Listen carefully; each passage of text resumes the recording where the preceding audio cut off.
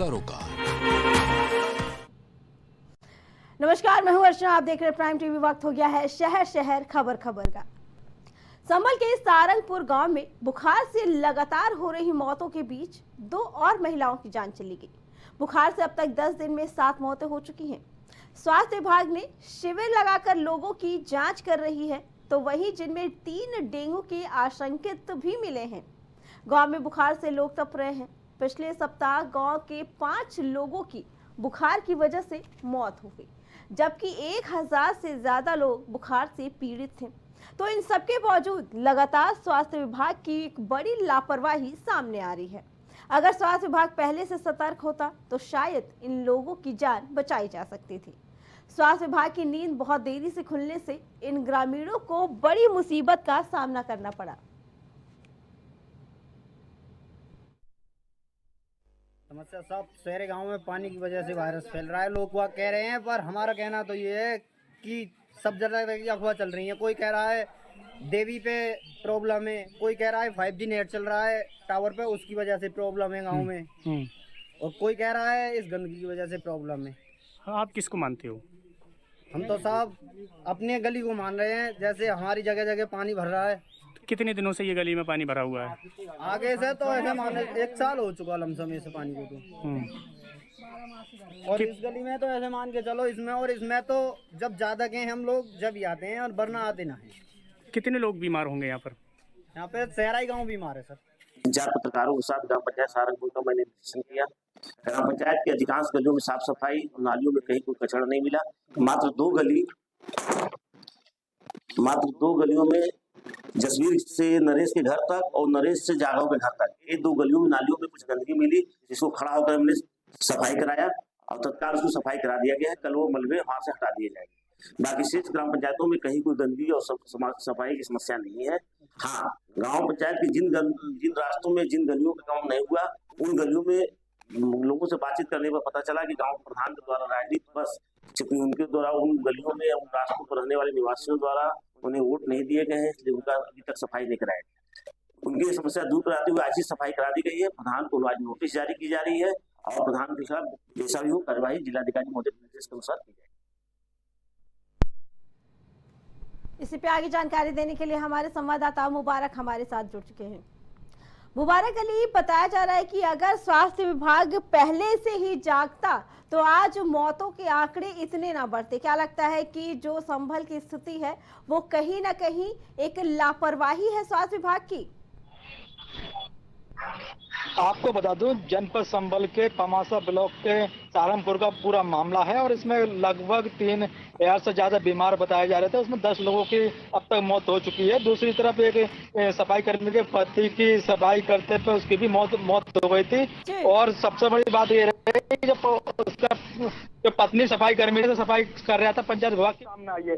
दूसरी तरफ स्वास्थ्य विभाग की लापरवाही आई है। इतने बीमार हैं तो गांव वाले काफी गंभीर आरोप लगा रहे हैं स्वास्थ्य विभाग पर, सही से इलाज नहीं कर रहे, सही से उनकी देखभाल नहीं हो रही है, और मौतों का सिलसिला बढ़ता चला जा रहा है। और दूसरा गंदगी के भी आरोप लगाए उन लोगों ने। तो काफी गंदगी है। गंदगी के कारण जो ये सब देखने को मिल रहा है संभल में। और सहारनपुर ग्राम प्रधान की और सचिव की भी बड़ी लापरवाही सामने आई है। एक तरफ सफाई हो रही थी, दूसरी तरफ सफाई नहीं हो रही थी। तो गांव वालों ने जो आरोप लगाया है, हमने वोट नहीं दिया था तो इसके कारण ग्राम प्रधान हमारी वहाँ पर सफाई नहीं करा रहा था।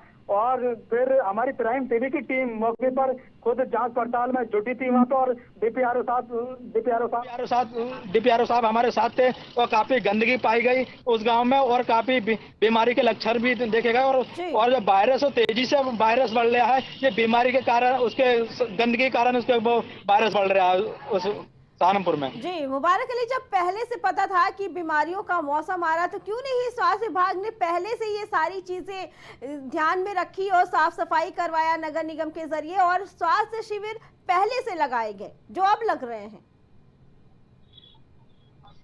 स्वास्थ्य विभाग की बड़ी लापरवाही सामने ये भी आ रही है। इससे पहले इनके टीके लग जाते और इस गांव में पहले से स्वास्थ्य विभाग की टीम भ्रमण कर लेती। ये बीमारी का लक्षण नहीं मिल रहा है और काफी सीएमओ से हमारी खुद बातचीत हुई थी और उसमें सीएमओ ने कोई ठोस कदम नहीं उठाया था और अपना पल्ला झाड़ते हुए सीएमओ बोले इसे जो मौतें हो रही थी इसमें हम क्या कर सकते हैं और नॉर्मल इस मामले को लेकर बोले इसमें ऐसी कोई बीमारी नहीं है और स्वास्थ्य विभाग इसके लिए नहीं झुठला सकता। जो लोगों के वो लग रही है, ड्रिप लग रही है और सिलेंसर लग रही है और इंजेक्शन वगैरह लग रहे हैं, तो इसे कैसा झुठला सकता है स्वास्थ्य विभाग? बड़ी लापरवाही सामने आ रही है। जी बिल्कुल मुबारक अली, और आपने ऑडियो सुनाया था जिसमें खुद ये कह रहे थे कि मौतें होती रहती हैं। क्या इस पर अभी तक किसी अधिकारी का आधिकारिक बयान आया है इस मामले को लेकर? क्या कोई कार्रवाई की जा रही है? क्योंकि एक डॉक्टर के मुंह से ऐसी बातें बोलना कि मौतें हो रही हैं तो होती रहें। जिम्मेदार अधिकारी का ऐसी बातों से शोभा नहीं देता। जो जिम्मेदार अधिकारी सीएमओ जिम्मेदार पद पे है और जो अपने डॉक्टर को बचाते हुए नहीं आ रहा है, इनके खिलाफ अभी कोई कार्रवाई नहीं करी और अभी तक ऐसा कोई बयान सामने नहीं आया प्रशासन का। दूसरी तरफ जो ब्रजेश पाठक के डिप्टी सीएम वो समय समय पर स्वास्थ्य विभाग को लेकर काफी सकर हैं और फिर भी लापरवाही सामने आ जाती है। और देखने वाली बात होगी क्या कार्रवाई होती है, क्या कार्रवाई नहीं होती है, ग्राम प्रधान पर, सचिव पर भी क्या कार्रवाई होती है और स्वास्थ्य विभाग पर क्या कार्रवाई होती है। ठीक है जी, मुबारक अली, आप खबर पे नजर बनाए रखिएगा, हम फिर आएंगे आपके पास। फिलहाल अभी के लिए आपका धन्यवाद। तो संभल की तस्वीर जो कहीं ना कहीं स्वास्थ्य विभाग की एक बड़ी लापरवाही उजागर कर रही है, क्योंकि अगर स्वास्थ्य विभाग ने समय रहते ही ध्यान दिया होता तो आज मौतों का आंकड़ा ना बढ़ता। एटा के थाना कोतवाली नगर में एक मकान का लेंटर गिरने से एक बड़ा हादसा हो गया। लेंटर गिरने से उसमें 4 मजदूर नीचे दब गए, जिसमें एक की मौत हो गई तो वही 3 गंभीर रूप से घायल हो गए। हादसे की खबर होते ही वहां पे भगदड़ मच गई। मौके पर पहुंचे स्थानीय लोगों ने मलबे में दबे लोगों को बचाने के लिए राहत बचाव शुरू कर दिया। स्थानीय लोगों की सूचना पर पुलिस भी मौके पर पहुंची और तुरंत रेस्क्यू ऑपरेशन शुरू कर दिया। पुलिस और बचाव दल ने रेस्क्यू कर घायलों को अस्पताल में भर्ती कराया। बता दें कि धराशायी हुए मकान के मालिक का नाम अशोक सक्सेना है, जिनके मकान में ध्वस्तीकरण का कार्य चल रहा था। जानकारी के अनुसार मकान के ध्वस्तीकरण की कोई अनुमति नहीं ली गई थी। लेबर काम कर रही थी, उसी बीच में ये छत गिर गई थी, उसमें दब गए थे लोग। कितने लोग थे इसके अंदर तक? 3-4 लोग थे। अरे काम क्या हो रहा था? काम मकान टूट रहा था, वो पुरानी बिल्डिंग थी, वो टूट रही थी, वो गिरे पड़ी। कितने लोग दबे इसमें? 3-4 लोग थे। એટલે જે મકાન ઘસારે वो गाड़ी डंपर जा रहे पूरा लेंटर धस गया, गिर गया, उसमें 4 लेबर वाले दब गए। अच्छा, और ये दब गए से मस्जिद से द्वारा निकाले गए। मस्जिद पे निकाले गए। अच्छा, मतलब क्या कर क्या रहे थे वो लोग? ये लेंटर गिरा रहे थे ऊपर का, लेंटर के नीचे, लेंटर गिरा लेंटर नीचे थे, ये ऊपर से लेंटर गिरा रहे थे, एक दीवार गिरा रहे पूरा लेंटर गिर गया। कितने लोग दबे हुए थे इसमें? ये 5 जने, एक तो ऊपर भाग गया, 4 दब गए। तो पुलिस मौके पर आ गई थी? हाँ, पुलिस मौके पर आई, 15 मिनट। बता दें कि ये भीषण हादसा एटा में हुआ है, जहां पे एक मकान का लेंटर गिराने की वजह से हादसा हुआ है। इस हादसे में एक की मौत हो गई तो वही 3 लोग फिलहाल घायल बताए जा रहे हैं। आसपास के लोगों ने जब देखा कि मलबा गिरा है और इतना बड़ा हादसा हो गया तो उस वक्त मौके पर हड़कंप मच गया, लेकिन लोगों ने राहत बचाव कार्य शुरू किया। उसके बाद पुलिस को इसकी सूचना दी गई तो पुलिस भी मौके पर अपने पुलिस बल के साथ पहुंची और राहत बचाव फोर्स के साथ भी पहुंचकर ये राहत बचाव कार्य उनका रेस्क्यू किया, जिसमें से घायल लोगों को निकाला गया। लेकिन इस वक्त बताया जा रहा था कि एक की मौत हो चुकी थी, वहीं घायलों को अस्पताल में भर्ती कराया गया है। बता दें कि लेंटर गिराने का, ध्वस्तीकरण का काम चल रहा था मकान मालिक का, जिसकी वजह से यह हादसा हो गया और लोगों का 3 लोगों की हालत गंभीर बताई जा रही है। इसी पे आगे जानकारी देने के लिए हमारे संवाददाता नंद हमारे साथ जुड़ चुके हैं। नंद, क्या कुछ पूरा मामला है? बताया जा रहा था कि मकान में ध्वस्तीकरण का काम चल रहा था जिसकी वजह से यह हादसा हुआ। देखिए, आपको बता दें कि ये पूरा मामला जनपद एटा के कोतवाली नगर क्षेत्र का है, जहां शुक्रवार पर आज सुबह ही जो है एक जर्जर मकान जो धराशायी हो गया। जी। उसमें 4 मजदूर जो काम कर रहे थे वो मलबे में दब गए, बुरी तरह से घायल हो गए। आनन फानन में स्थानीय लोगों की मदद से पुलिस ने जो है राहत बचाव कार्य शुरू किया, जिसमें जो है एक मजदूर जिसकी रंजीत पुत्र ओम प्रकाश जिसकी दर्दनाक मौत हुई है, वहीं तीनों मजदूर जो घायल हैं उन घायलों को जो है जिला मेडिकल कॉलेज में भर्ती कराया गया। जी जी, फिलहाल घायलों की स्थिति कैसी बताई जा रही है? देखिए, जो भी घायल 3 मजदूर हैं उनकी स्थिति बाकी चिंताजनक है। आपको बता दें क्योंकि काफी देर तक जो है मजदूर मलबे में दबे रहे और राहत बचाव कार्य के बाद जेसीबी से जो है राहत बचाव कार्य किया, उसके बाद जो है वहां से उनको निकाला गया, जिसके बाद एटा के जिला मेडिकल कॉलेज में उनको भर्ती कराया गया। जी नंद कुमार, ये हादसा हुआ कैसे? अगर ध्वस्तीकरण का काम चल रहा था तो कैसे मजदूर उसके अंदर दब गए? क्या ध्यान नहीं दिया गया? ये लापरवाही थी? किस वजह से यह हादसा हुआ? देखिए, आपको बता दें सबसे बड़ी बात तो ये है कि प्रशासन की गैर अनुमति के बगैर इस मकान का ध्वस्तीकरण किया जा रहा था। लगभग 15 दिन से इस मकान में काम चल रहा था और ये जो जर्जर बिल्डिंग थी इसका उद्देश्य ये था कि इसको गिराकर जो है नया निर्माण किया जाए। इसी को लेकर ये काम किया जा रहा था और एक दीवार मजदूर जो है जिसको गिरा रहे थे वो खिसक गई अचानक और भरभरा कर पूरा लेंटर नीचे आ गया। उस लेंटर के मलबे में जो है 4 मजदूर दब गए। जी नंद कुमार, ये जो ध्वस्तीकरण का काम चल रहा था, क्या मकान मालिक अपनी मर्जी से करवा रहे थे या पहले से प्रशासन द्वारा उन्हें नोटिस भेजा गया था? देखिए, आपको बता दें प्रशासन की तरफ से कोई ऐसा नोटिस नहीं दिया गया था। मकान मालिक जो है अपनी स्वयं की मर्जी से ये कार्य करा रहे थे और मजदूरों को लगाकर ये ध्वस्तीकरण का कार्य कराया जा रहा था और अचानक ये बड़ा हादसा हुआ है और जिसमें जो है 4 मजदूर दबे। हालांकि आपको बता दें कि जो बिल्डिंग थी उसके जस्ट बगल में एक सरकारी विद्यालय भी है। गनीमत ये रही कि अगर 15 मिनट बाद ये अगर कहीं बिल्डिंग गिरती तो बड़ा हादसा हो जाता, क्योंकि स्कूली बच्चों के आने का समय हो रहा था और ऐसे में ये बड़ा हादसा भी जो है टल गया। जी नंद कुमार, पुलिस वालों का क्या कहना है इस मामले में? क्या उन्होंने अभी तक मकान मालिक से बात की है? देखिए, अभी तक कोई प्रशासनिक प्रतिक्रिया जो है बिल्कुल सामने नहीं आई है। हालांकि हम लोगों ने प्रयास किया है किसी तरीके से प्रशासन के लोगों से बातचीत हो जाए, मगर हादसे के बाद प्रशासन जो है पूरे मामले से जो है बचता नजर आ रहा है और अभी तक जो है किसी भी तरीके की प्रतिक्रिया प्रशासन की तरफ से जो है मीडिया को जो है साझा नहीं की गई है। ठीक है नंद कुमार जी, आपका बहुत बहुत धन्यवाद। तो एटा में ये हादसा हुआ जहां पे एक मकान का ध्वस्तीकरण का काम चल रहा था जिसके अंदर 4 मजदूर दब गए, जिसमें 3 की हालत गंभीर बताई जा रही है, लेकिन एक की मौके पर ही दर्दनाक मौत हो गई। तो वहीं उत्तर प्रदेश में 9 विधानसभा सीटों पर होने वाले उपचुनाव के लिए समाजवादी पार्टी और बीजेपी पूरी तरह से मैदान में उतर चुकी है। वहीं इस समय यूपी के मुख्यमंत्री योगी आदित्यनाथ के बटोगे तो कटोगे वाले बयान पर अब सियासत फिर से तेज हो गई है। सीएम योगी के इस बयान पर अब समाजवादी पार्टी के सांसद डिंपल यादव की भी प्रतिक्रिया सामने आई है। मैनपुरी से लोकसभा सदस्य डिंपल यादव ने मंगलवार को कहा कि उत्तर प्रदेश के मुख्यमंत्री योगी आदित्यनाथ का बटोगे तो कटोगे बयान लोगों का ध्यान भटकाने के लिए है और उत्तर प्रदेश की जनता ये अच्छी तरह से जानती है कि बटोगे तो कटोगे जैसे बयान लोगों का ध्यान भटकाने के लिए और भविष्य में भी ऐसे बयान आते रहेंगे। युवा पीढ़ी रोजगार चाहती है, महिलाएं, लड़कियां और बहनें अपनी सुरक्षा चाहती हैं, किसान उर्वरक चाहते हैं। इस तरह के बयानों का मतदाताओं पर कोई भी असर नहीं पड़ने वाला। ये लोगों को बांटने की इस सरकार की एक नकारात्मक सोच है। मैं समझती हूँ बीजेपी का दावा तो ये भी था कि 80 में से 80 निकालेंगे, तो जिस तरह पहले इनके दावे फेल हुए हैं, मैं समझती हूँ चुनावों में भी ये सारे दावे फेल ही साबित होंगे। जैसे एक योगी जी की 9 सीट में प्रतिष्ठा दाव पे लगी हुई है, वहीं योगी की दिए गए बयान जिसमें बोल रहे हैं वो बटोगे तो कटोगे महाराष्ट्र तक गूंज रही है, महाराष्ट्र में पोस्टर लग रहे हैं उनको लेके।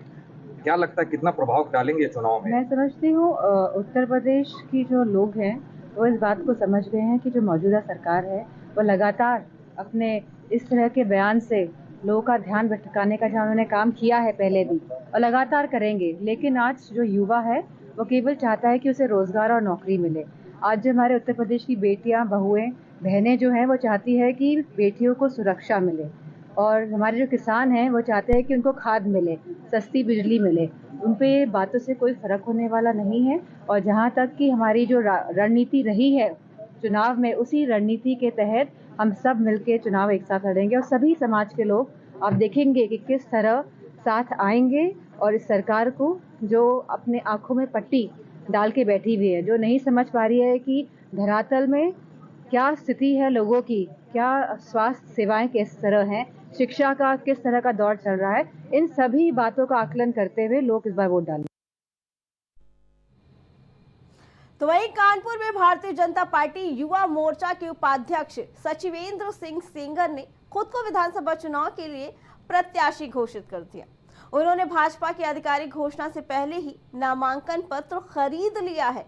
पार्टी द्वारा नामांकन प्रक्रिया के 5वें दिन तक आधिकारिक प्रत्याशी घोषित कर दिया गया।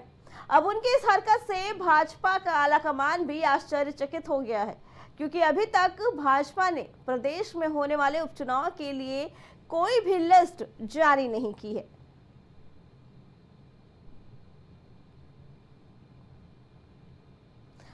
संभल के बहजोई से चंद कदमों की दूरी पर स्थित गांव बबनेटा वासियों ने बीते दिनों तंग रास्ते को लेकर जिलाधिकारी राजेंद्र पैसिया को शिकायती पत्र देकर तंग रास्ते की समस्या का समाधान कराने की मांग की थी, जिसे लेकर जिलाधिकारी ने ग्रामीणों को समस्या के समाधान का भरोसा देकर उन्हें वापस भेज दिया था।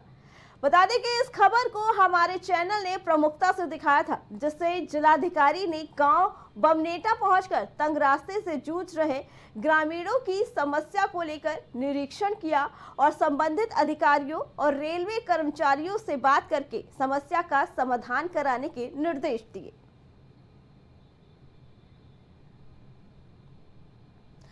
मथुरा में प्रॉपर्टी डीलर का अश्लील वीडियो बनाकर पैसे ऐंठने वाले बदमाशों का पुलिस ने एनकाउंटर कर दिया। पकड़े गए 2 बदमाशों पर 25,000 का इनाम था। मुठभेड़ के दौरान पुलिस को बदमाशों के पास से अवैध तमंचा, कारतूस और मोटरसाइकिल बरामद हुई। वहीं घायल हुए बदमाशों को पुलिस ने अस्पताल में भर्ती कराया। इस पे आगे जानकारी देने के लिए हमारे संवाददाता धनी राम हमारे साथ जुड़ चुके हैं। धनी राम, क्या कुछ पूरा मामला है मुठभेड़ का? बताया जा रहा है कि प्रॉपर्टी डीलर का अश्लील वीडियो बना रहे थे ये लोग। हेलो जी धनी राम, आपको आवाज आ रही? जी बताइए क्या पूरा मामला है कि ये लोग जो पकड़े गए हैं वो उन्होंने प्रॉपर्टी डीलर का अश्लील वीडियो बनाया था, जिसकी वजह से इन्हें गिरफ्तार किया गया।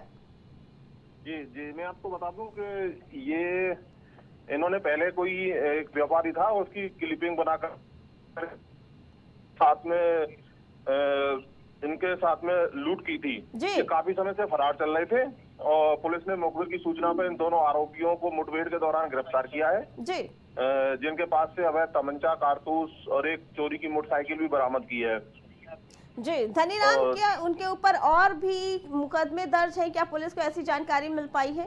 जी ये कई जगह वारदातों में फरार चल रहे थे। अभी पुलिस ने बताया कि ये कई राज्यों में भी फरार थे और वहाँ के इनका पूरी हिस्ट्री और खंगाली जा रही है। ये मुखबिर की सूचना पर दोनों को गिरफ्तार कर लिया है। जी धनी राम, जिस प्रॉपर्टी डीलर का वीडियो बनाया गया था, क्या अभी तक उसकी तरफ से कोई बात सामने आई है, बयान सामने आया है? जी नहीं, अभी नहीं आया। अभी पुलिस इसमें जाँच कर रही है सर। जी धनी राम, आपका बहुत बहुत धन्यवाद।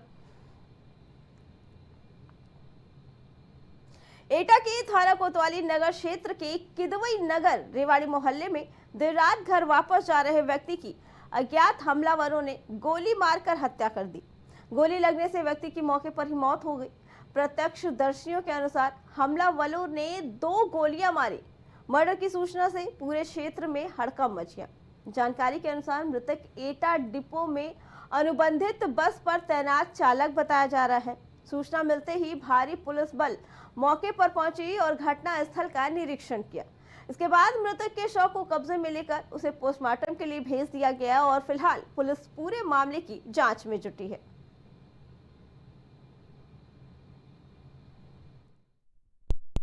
अभी सूचना प्राप्त हुई है, कोतवाली नगर का मामला है। किदवई नगर का रेवाड़ी मोहल्ला है। एक व्यक्ति जो है बबलू कश्यप कहा जाता है, जिसकी उम्र लगभग 45 वर्ष के करीब है, जो कि प्राइवेट अनुबंधित बस में सुविधा पे जो है ड्राइवर भी है। अपनी गाड़ी खड़ी करके जा रहा था। घर से लगभग 50-60 मीटर की दूरी पर जो है वहीं से गोली मारी। अभी हम लोग हॉस्पिटल में देखे हैं, उसकी डेथ हो चुकी है और अभी तो जो है लगभग 2 गोली तक जो को लगना पाया जा रहा है। बाकी जो पोस्टमार्टम रिपोर्ट बाद क्लियर होगी और पूरे मामले की जो है गहराई से। शहर शहर खबर में फिलहाल इतना ही। बाकी खबरों के लिए देखते रहे प्राइम टीवी। कुछ भाव पुष्प आप देख रहे हैं प्राइम